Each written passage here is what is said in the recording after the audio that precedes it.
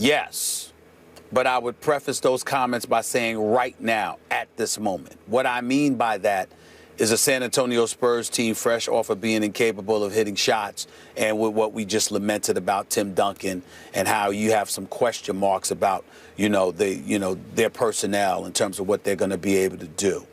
I say that about Oklahoma City because I would always favor a LeBron James team over a Kevin Durant team until Kevin Durant shows me that he's willing to grab the moment whenever he's going up against LeBron James. In the case of the Golden State Warriors, I'm not certain about Steph Curry. I'm not certain about the health of Steph Curry.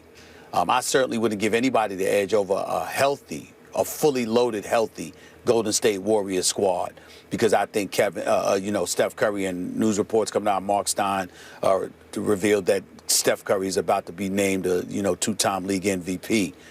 So this guy is just sensational. And without him, they're still a good team. But they're good yet ordinary. They wouldn't beat the Cavs without Steph Curry. That would not happen. That's not going to happen. And so when I look at Cleveland and I look at the amount of threes that they're hitting, I'm looking at a guy in Tyronn Lue who deserves so much credit because of what he has implemented in terms of quickening, upping the pace, the distribution and the movement of the basketball, how it's been a godsend for a Kevin Love and a Kyrie Irving because they're able to get more shots, how a J.R. Smith is able to get off as well. LeBron's going to be LeBron. But to me, ironically, and let's give respect where respect is due, Kevin Love has taken some hits, not just on this show, but nationwide in the basketball world because he looked like at times disinterested, at times absent, at times just incapable of being the Kevin Love that we all anticipated he was going to be coming from Minnesota. That has gone out the window. Kevin Love is down there banging. At the same time, he'll grab his rebounds, but he is a marksman from outside. He can hit that three-point shot. And if Kevin Love hits three-point shots, they are a completely different animal. And they are somebody to be reckoned with. So it has me looking forward to, A, Steph Curry getting healthy so I can expect to see the anticipated rematch that we've all been anticipating, which is Golden State versus Cleveland. Kevin Love brings a new dimension to the Cleveland Cavaliers, combined with Channing Frye. Those two on the floor together with LeBron does not give up size, but they add additional marksmen on the perimeter, which facilitates spreading the floor, which makes them incredibly dangerous. I would say right now they deserve to be the favorite, but only because Steph Curry is not healthy. We'll see what happens when he gets back. But at this moment, it would have to be Cleveland. I'm with you about the Steph factor, and I don't know what to make of it because now Steve Kerr is saying he's doubtful for tonight's Game 4 at Portland. So I'm starting to wonder. What's that? I wouldn't play him. I don't care if he is healthy. I wouldn't play him tonight. Not at all. Because Steph Curry would not see the floor tonight. It could be 2-2 after tonight, and then we'd see what would happen. So when he does come back, the question we can't answer at this moment is, will he be 100% healthy? Will he stay 100% healthy on his sprained knee? I don't know. But if he can't, if it's ill-fated for Steph, it's going to be ill-fated for the Warriors. So we're back to what happened last year. As you well know, there was no Kevin Love in the finals. Kyrie was lost at the end of Game 1, overtime. And yet, LeBron's team, mostly because of LeBron, was in commanding position up 2-1 with Game 4 in LeBron's house. I thought they should have won the series, and obviously they lost that game. They lost 2 out of 3 at home. They ended up getting closed out in 6 games. So you have to hang on to that and couple it with the fact that, as you point out, Kevin Love's playing as well as he's ever played for anybody, including all those sort of lonely T-Wolves years, those 6 years in Minnesota. You're right. At 6'10" tall, he is a sniper now. He's got the hottest hand from 3. And with Kyrie as one of the better 2 guards, if not the best 2 guard in the game, and with LeBron running the show, they have found their flow. And I'm going to say this again. This is the amazing thing to me, Stephen A. LeBron James is a poor three-point shooter. He is also the greatest in the game at setting up three-point shots. Nobody does it better. I'm going to say it again. LeBron James is still the best passer in basketball.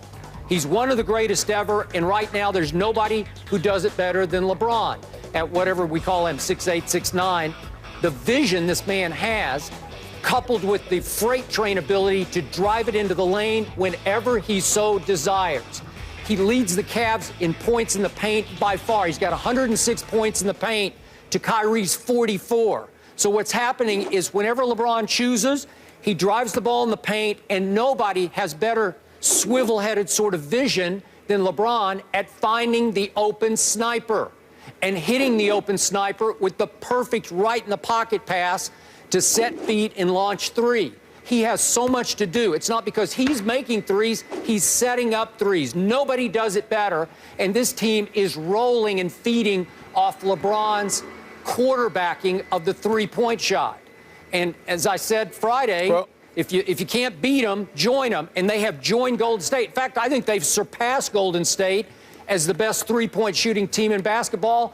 I'm going to start calling them Threevland because they are the Threevland Cavaliers now. These are I've never seen anything like this before. They're shattering records.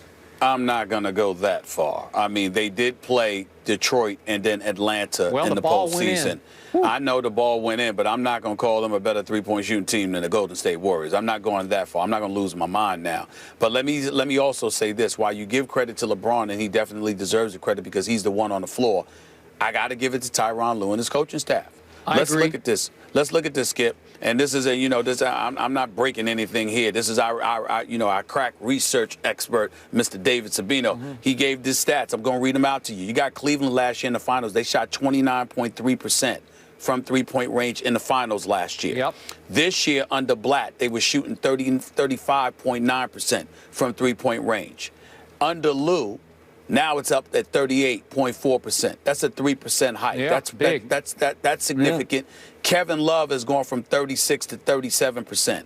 J.R. Smith has gone from 39% to 42.6%.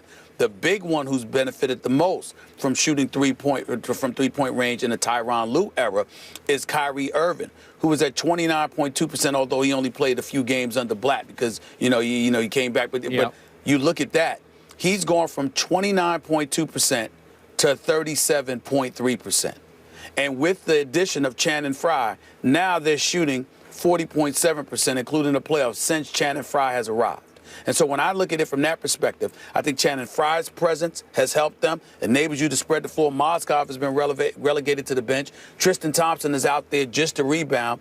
But literally, you can actually sit Mozgov and Tristan Thompson down because when Love is on the floor with Channing Frye, with LeBron and Kyrie and JR, it's also a different beast there as well. So it's about the lineup, but it's also about Kevin Love because Kevin Love really, really knows how to play the game of basketball. We just wondered how he fit in Cleveland. It just didn't seem to be an ideal fit. But when you look at the way that he is playing right now, combined with Channing Frye, you can interchange Channing Frye if you need three-point. If you need defense and rebounding, you can put Tristan Thompson up in there, okay? But you still, as long as you got LeBron on the floor with Kevin Love, Kyrie, and J.R. Smith, if J.R. and Kevin Love are hitting threes, this is an entirely different team altogether, and they are a force to be reckoned with, no doubt about it. It's got me looking very much forward to Steph Curry coming back healthy because I want to see what this matchup would be. Remember, we walked into this season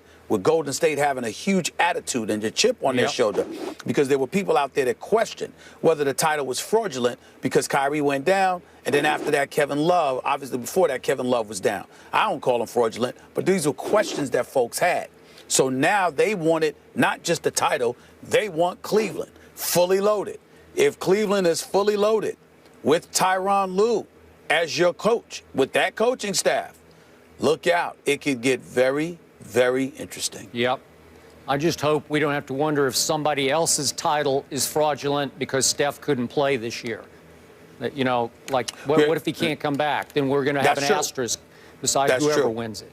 Well, no question about it. And you know what? It would be absolutely right because if you consider the season Golden State was having with him on the floor, combined with the fact that he's the league MVP again, plus arguably the most improved, then if there was an asterisk because Kevin Love was down and Kyrie Irving was out, how can there not be an asterisk with Steph Curry being out? Got it. But first, Cleveland has to get past the winner of Miami, Toronto, and 2 big injuries there as well, with both their centers out for tonight. I don't anticipate that will be a problem, but okay. All right.